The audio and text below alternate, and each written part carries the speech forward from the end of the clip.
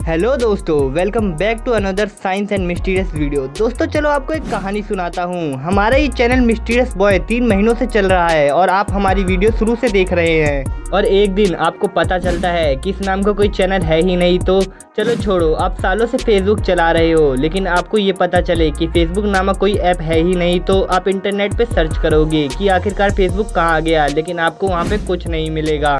अरे घबराइए मत, मैं आपको बताता हूँ कि ऐसा क्यों हुआ। ये सब हुआ है मंडेला इफेक्ट की वजह से।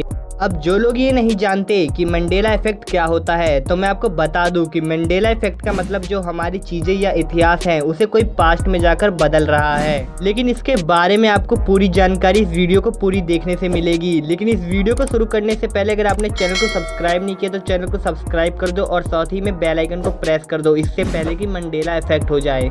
मंडेला इफेक्ट से ही समझ आ रहा है कि यहाँ कुछ नेल्सन मंडेला के बारे में बात हो रही है। वो इसलिए क्योंकि लाखों लोगों को ये लगता है कि नेल्सन मंडेला की मृत्यु सन 1980 में जेल में ही हो गई थी, जबकि वो उसके 23 साल बाद यानी कि सन 2013 में मरे थे। लेकिन दोस्तों कुछ लोगों का तो ये भी मानना है कि उन लोगों ने नेल्सन मंडेला की अंतिम यात्रा 1980 में टीवी पर लाइव देखी थी और उनमें से ही एक है फैनो ब्रैम, अमेरिका की मशहूर राइटर।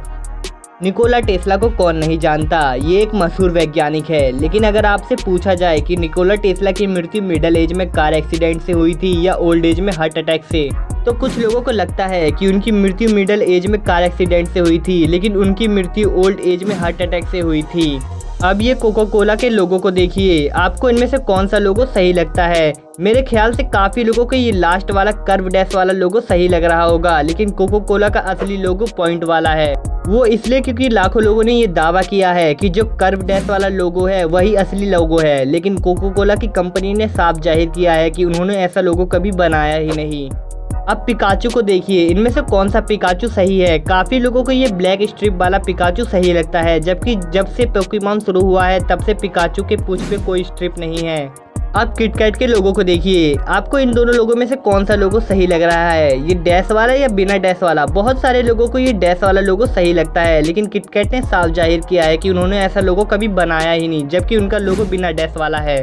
दोस्तों लेकिन ऐसा कैसे हो सकता है, चलिए अब एक एक करके इसके कारण भी जान लेते हैं। सबसे पहले लोगों को ये लगता है कि कोई इंसान फ्यूचर से जाके इन चीजों को बदल रहा है, यानी कि हो सकता है कि आज से करीब 50 से 100 साल बाद टाइम ट्रेवलिंग करी जा सकती होगी और कोई आदमी फ्यूचर से हमारे पास्ट में जाके ये सारी चीजें बदल रहा है। लेकिन आइंस्टाइन की थ्योरी ऑफ रिलेटिविटी के मुताबिक हम सिर्फ फ्यूचर में टाइम ट्रेवलिंग कर सकते हैं, तो ये कारण गलत लगता है कि कोई पास्ट में जाकर के चीजें बदल रहा है। Theory of parallel world. अब कुछ वैज्ञानिक मंडेला इफेक्ट को पैरेलल वर्ल्ड से भी जोड़ते हैं।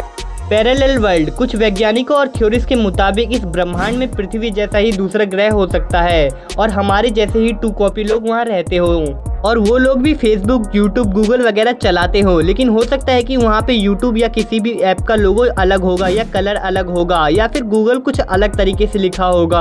और मंडेला इफेक्ट के होने का ये कारण हो सकता है कि कहीं 2 पैरेलल वर्ल्ड आपस में इंटरसेक्ट करते हो। खैर क्वांटम वर्ल्ड में कुछ भी हो सकता है, पर मैं ये नहीं मानता। कुछ साइंटिस्टों का मानना है कि मंडेला इफेक्ट इसलिए होता है क्योंकि एक साइकोलॉजिकल फिनोमिना है, यानी कि ऐसा होने के पीछे मास ह्यूमन साइकोलॉजी है, यानी कि हम बहुत सारी घटना को आपस में जोड़ देते हैं। जैसे कि नेल्सन मंडेला को हमने किताबों में पढ़ा है और उन्हें गांधी जी के साथ भी जोड़ा जाता है, जिससे काफी लोगों को ऐसा लग सकता है कि नेल्सन मंडेला का निधन पहले ही हो चुका है। और निकोला टेस्ला का एक बार कार एक्सीडेंट भी हुआ था, लेकिन वो उसमें बच गए थे और इंटरनेट पे निकोला टेस्ला की सिर्फ जवानी की फोटो है, जिस वजह से कुछ लोगों को ऐसा लगता है कि वो जवानी में ही मर गए थे।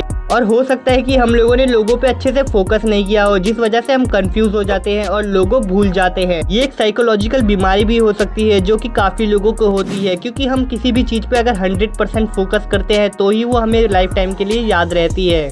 खैर दोस्तों, अगर आपको ये वीडियो अच्छी लगी और कुछ नया सीखने को मिला तो इस वीडियो को लाइक कर देना और चैनल को सब्सक्राइब कर देना एकदम बढ़िया तरीके से यार।